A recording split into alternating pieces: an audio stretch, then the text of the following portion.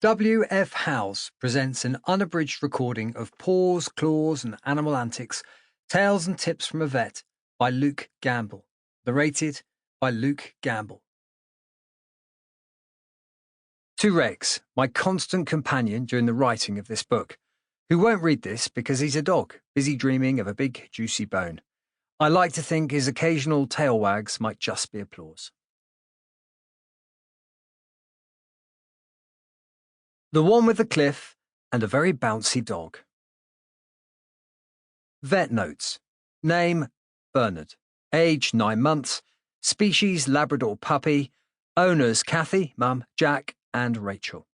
Condition, fell off a cliff, pneumothorax. Bernard was mad.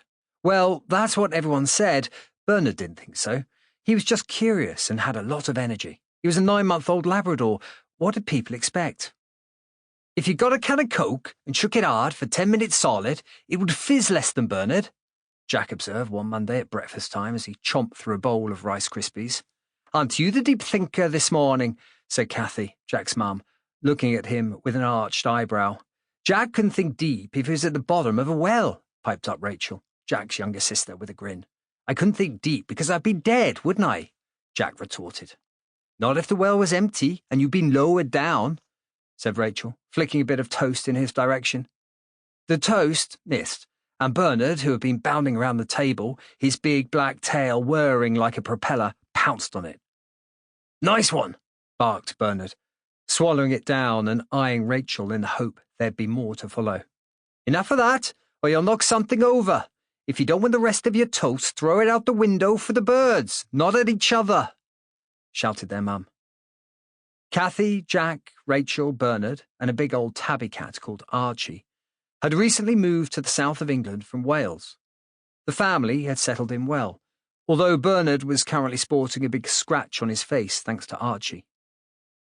The elderly cat had got fed up with having a big black nose thrust into his tummy every time he nodded off.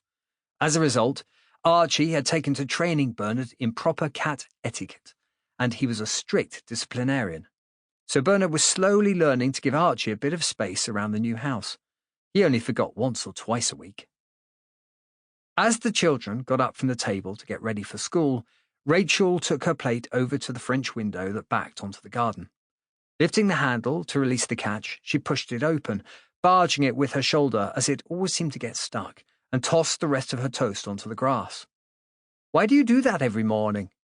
Why even have toast if you're going to give it to the birds? Jack sniped. Sample complete. Ready to continue?